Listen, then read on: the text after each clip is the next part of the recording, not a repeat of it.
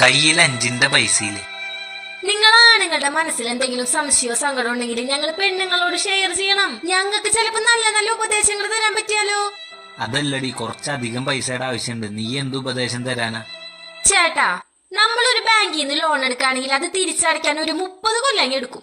അതെടുക്കും. 30 കൊല്ലം കഷ്ടപ്പെട്ട് നരകിക്കേണ്ടി വരും. അതേസമയം നമ്മൾ അതേ ബാങ്ക് കൊള്ളടിക്കുകയാണെങ്കിൽ 10 കൊല്ലം കൊണ്ട് പുറത്തിറങ്ങാം. അത് ശരിയാ. നീ എന്നെ കള്ളനാക്കാണോ? ഇത്തിരിയെങ്കിലും ബുദ്ധി ഉണ്ടായ മന്ന ബുദ്ധിന്നെങ്കിലും വിളിക്കായിരുന്നു. അന്നാ ബുദ്ധിയുള്ളവനോട് ഞാനൊരു ചോദ്യം ചോദിക്കട്ടെ? എന്താ?